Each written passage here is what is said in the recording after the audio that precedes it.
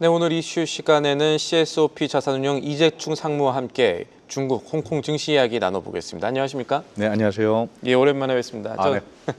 잘 지내셨죠? 상무님 오시면은 네, 저도 잘 있고 항상 이거부터 여쭤봐야 되는 게 지금 홍콩 증시의 CSOP가 세계 최초로 삼성전자 단일 종목 가지고 레버리지 인버스 ETF 만들었죠.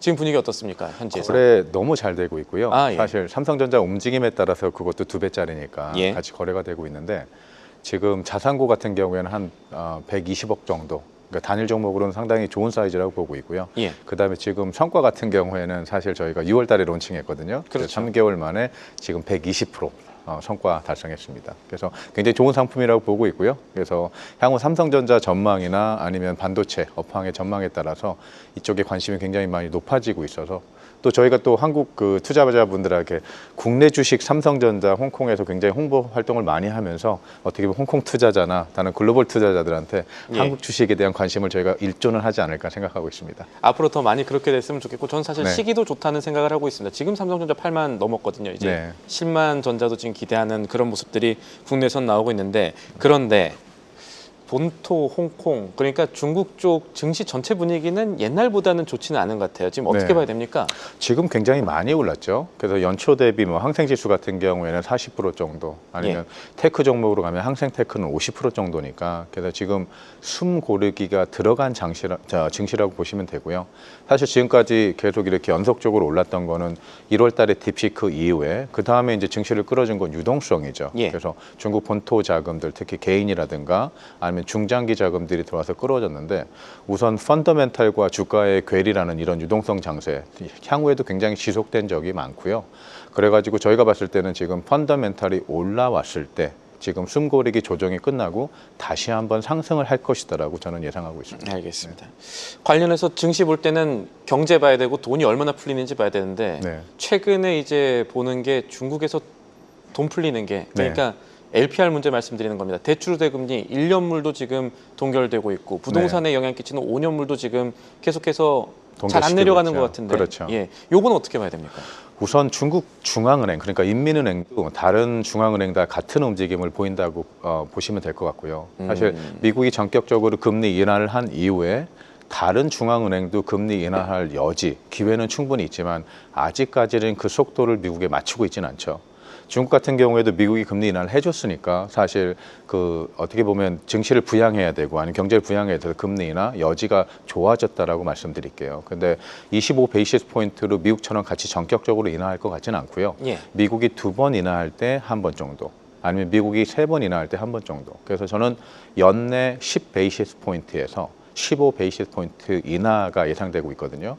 그 시기는 언제쯤으로 보고 있냐면 10월 정도. 11월 정도에 인하를 하게 되면 막상 GDP에 대한 효과 이런 것들이 기대하기 어렵기 때문에 10월 정도에 인하를 해가지고 추가 어떻게 보면 부양책 아니면 수요 측면에서 어떻게 보면 뭐 그 유동성을 조금 더 공급할 것이라고 생각하고 있습니다. 네. 추가 질문 하나 더 드릴게요. 네. 지금 가장 큰 이제 인민은행의 금리 인하는 미국보다는 아니지만 천천히 있을 것이다. 금리 인하기는 올 것이다라는 입장이신데 네. 그럼 이거 말고 중국 증시 투자자들이 관심 가질 만한 앞으로 나올 수 있는 증시 부양책 어떤 거 있다고 봐야 됩니까? 우선 저번 주에 나온 게 조금은 구체적이었다고 보시면 될 것 같고요. 예. 이제 6개 부처에서 한 19개 정도 포인트로 소비 관련해서 부양책을 내놨었거든요. 내수진작이겠네요. 그렇죠. 예. 그 내용들이 굉장히 구체적이에요. 어떻게 보면 스포츠 산업이라든가 아니면 비자를 더 확대해서 아니면 다른 식으로. 근데 이제 그거에 대한 금액이 나오지 않았고 사실 그 실행 움직임을 저희가 보고 있는 거기 때문에 그래서 또 이제 어제 그저께 그러니까 월요일 날 오후에 그러니까 중국 금융관리 감독하는 기관들 그러니까 CSRC하고 그다음에 PBOC로 대변되죠. 예. 거기서 이제 연내 이제 보고서를 했었거든요. 향후 정책이나 이런 것들. 근데 화요일 날 증시가 약간 빠진 이유가 거기서 기대감들 어떤 정책을 조금 더 내놓지 않을까. 그래서 지금 이 순간 오늘부터 중국 이제 연휴가 시작되잖아요. 그때까지는 정책의 어떻게 보면 진공 상태다, 백큐ම් 상태다라고 말씀을 드릴 것 같아요. 그래서 정책이 움직임에 따라서 증시가 올라가주는 기대감, 이거는 제 생각엔 연휴 이후에 나올 거라고 보고 있습니다. 시점으로는 연휴 이후가 될 것이고 또 중국이 19개의 큰 그림을 그려놨는데 거기에 대해서 세부 정책이 안 나왔기 때문에 이건 생각해 보면은 세부적인 이 뉴스들이 앞으로 더 나올 수 있다는 얘기가 될 것이니까 그것도 한번 살펴봐야 될 거고요. 그럼 다음 이벤트들을 생각을 했을 때 일단 내달 네. 다음 달 말입니다. 에이펙 정상회의 때 네. 이제 중국의 시진핑 주석이 한국을 방문해서 트럼프 대통령을 만날 것이다라는 얘기가 뉴스로 나왔습니다. 그렇죠. 자, 여기에 대해서는 관전 포인트 중국 홍콩 증시의 측면에서 살펴볼 게 있을까요?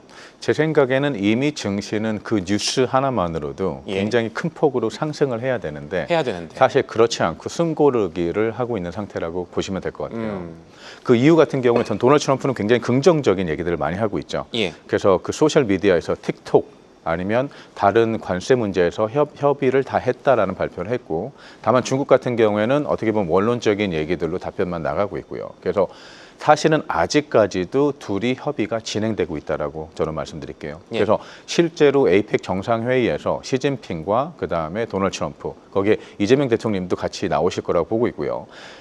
셋이 웃는 모습을 보여주는 사진 찍힌다 그러면 그건 증시에 저는 굉장히 호재라고 보고 있습니다. 사진 하나만으로. 그렇죠. 왜냐하면 그 시진핑과 도널드 트럼프의 양자 대면에서 굉장히 많은 부분들이 논의될 거라고 보고 있거든요. 하지만 그것까지 이루어질 때까지가 제 생각에는 어떻게 보면 사실 도널드 트럼프 굉장히 불확실적이잖아요. 그리고 사실 시진핑 중국 어떻게 보면 주석도 어떻게 보면 마지막까지는 저희가 기다려야 한다라고 생각을 하고 있고요. 그래서 그 협상, 그 둘의 만남이 이루어지는 것으로 그 밑에 있는 나온 얘기들이 어떤 거 있냐면 우선 지정학적 리스크에 대한 얘기도 굉장히 많이가 논의가 됐을 거고요. 예. 그 다음에 당연히 무역 협상 관련 얘기는 논의가 됐을 거고, 세 번째로 틱톡 협의라든가 아니면 히토류 문제, 거기다 플러스로 중국이 혹시 미국의 보잉 항공 그 항공기를 구매해준다. 그런 카드들을 갖고 있기 때문에 제 생각에는 에이펙 정상회의 만약에 가신다. 그리고 그게 확정이 된다 그러면 증시에 굉장히 좋은 뉴스라고 보고 있습니다. 알겠습니다. 우리 증시도 그렇고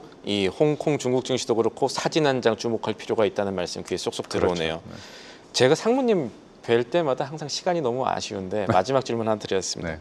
지금 증시는 유동성 장세가 지속될 거라고 이제 홍콩 중국도 그럴 것이라고 지금 보시는 건데 그럼 좋다는 얘기지만 그래도 리스크 뭔지 제가 하나 여쭤봐야 됐고요. 네. 그리고 꼭 하나 따라 붙어야 될 게 그러면 우리가 결국 중국, 홍콩 관심 가지면 어디에 투자해야 되느냐 얘기거든요. 네. 답변을 좀 부탁드리겠습니다. 우선 지금 현재 상태에서 리스크 같은 경우에는 원래 중국이 원래 가지고 있었던 구조적인 문제들, 그러니까 가장 대표적인 거는 미중 무역 협상의 불확실성이 아직 존재하죠. 예. 그다음에 두 번째 같은 경우는 부동산 가격이 지금 지속적으로 하락하고 있거든요. 여전히. 다만 거기서 긍정적인 측면을 본다 그러면 하락 속도가 완만해졌죠. 그래서 부동산 하락 문제가 증시에 이미 반영을 됐기 때문에 그것들이 어떻게 보면 더 악재로 작용하지는 않을 거라고 보고 있고요. 예.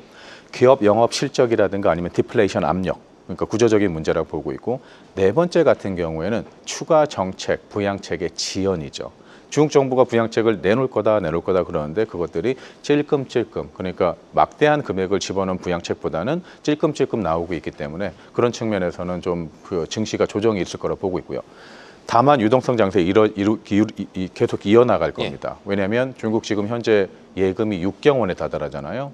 그것들이 갈 곳을 찾고 있기 때문에 증시로 흘러갈 것이라 보고 있고, 향후 제가 주목하고 싶은 섹터는 테크. AI에 대한 투자가 엄청나게 이루어지고 있기 때문에 지금 2030년까지 미국과 중국의 반도체 투자, AI 투자가 70% 이상이라고 봤을 때 저는 AI 섹터가 계속 올라갈 것이라고 보고 있습니다. 그래서 알겠습니다. 그와 관련 반도체, 테크 기업들이요. 알겠습니다.